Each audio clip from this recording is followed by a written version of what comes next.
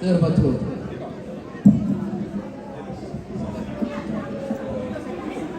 Now I have a problem. Should I speak in English or in Finnish? Suomeksi. Molemmilla.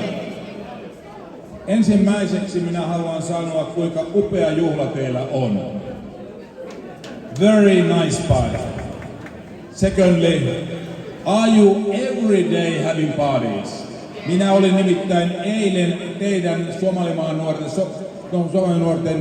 nuorten juhlassa, tuolla ihan vieressä Roihuvuoren toisella puolella, Putkitiellä.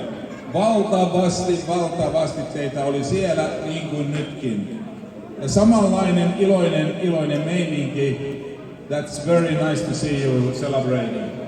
Kiitokset, että päästiin tulemaan Marian kanssa tänne. Kiitos, että kaikki olemme päässeet juhlimaan teidän kanssanne.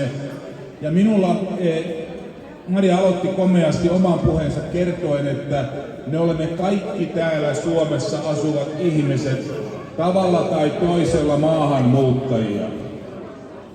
Marian äiti on kaukaa Siperiasta ja minunkin taustani on sellainen, minä rupesin oikein miettimään. Minä olen karjalainen ja minun isäni on Viipurista ja äitini on Kirvusta. Eli Kannakselta. Me olemme menettäneet sen Viipurin ja Kannaksen. Ja me olimme evakkoja, mun vanhemmat on evakkoina tulleet tänne. Nekin ollaan maahanmuuttajia. We are also immigrants here in Finland. Sen takia minä olen vähän vilkkaampi kuin suomalaiset yleensä. Tehän tiedätte, että suomalaiset vaikenevat kahdella kielellä. Mutta me karjalaiset ja venäläistaustainen, niin kuin Maria on, mehän puhutaan koko ajan. Meillä käy suu ja more lively like you. Me olemme tässä mielessä ehkä sellaisia niin kuin välittäviä ja liikkuvia ihmisiä, kosmopoliitteja ajattelutavoilta. Minä en osaa somalia, mutta tässä on Somalimaan lippu. Minä olen nähnyt tämän lipun liehuvan monta kertaa Hargeisassa ja Veirassa. Minä olen käynyt Somalimaassa varmaan 4-5 kertaa. Samian kanssa oltiin yhdessä viimeksi siellä ja olemme pyrkineet auttamaan Suomen puolelta sitä, että Somalimaa tunnustettaisiin tavalla tai toisella kansainvälisesti. Se on iso ongelma, että Afrikassa on maa, jota ikään kuin ei ole olemassa. Kansainväliset järjestöt eivät tue teitä kunnolla, koska teidän statuksenne on määrittämättä. Ja olemme yrittäneet neuvotella Afrikan unionin kanssa, Kenian, Etiopian, Etelä-Afrikan kanssa erityisesti, jos ne nostaisivat ensimmäisenä tämän itsenäisyysvaihtoehdon tai autonomiavaihtoehdon selkeämmin. Britanniahan on siihen valmis. Lontoossa ne aina sanoo, kyllä me voidaan Somalimaa tunnustaa, mutta jonkun täytyy tehdä se ensin. Ne ovat toinen. Ja Suomi ei myöskään EU-maana sitä nyt ole tekemässä, mutta teillä on oikeus myöskin siihen. Te olette kansakunta kansakuntien joukossa ja teillä on oikeus siihen, että saatte itsehallinnon ja itse pystytte päättämään omista asioistanne aivan niin kuin te olette jo päättäneet 33 vuotta.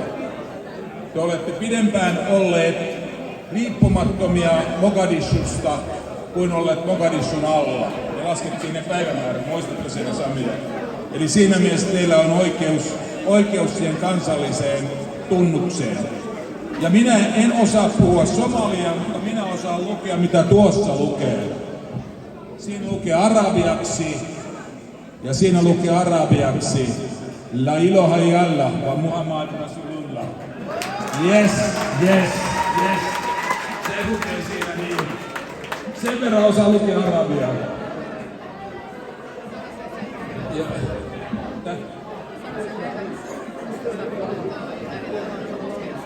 No joo, Samia halusi sanoa, että mistä minä tämän asian tunnen. Te ette voi uskoa sitä. Te ette usko sitä, jos minä sen sanon, mutta se on totta. Minä olen käynyt Mekkassa. Mä oon ollut Kaaban kivellä ja rukoillut siellä. Eli sen takia minä sen osaan sanoa.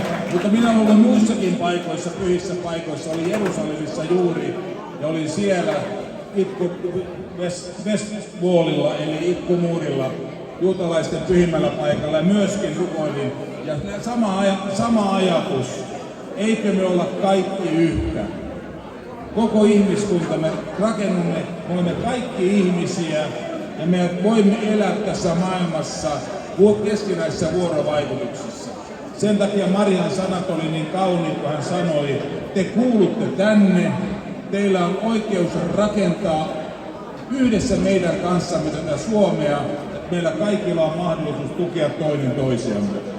Sen vuoksi tämä liike, mikä on tällä hetkellä olemassa, äärioikeisto, joka tänne nousee, joka haluaa syrjiä, suhtautuu maahanmuuttajiin äärimmäisen kielteisesti, jopa rasistisesti. Se ei ole se tapa, millä ihmiskunta suhtautuu toinen toisiinsa. Me olemme sosiaalidemokraatteja, meillä on sosiaalinen sydän, mutta meillä on myöskin sydän kaikkia ihmisiä kohtaan. Me olemme suvaitsevaisuuden liike.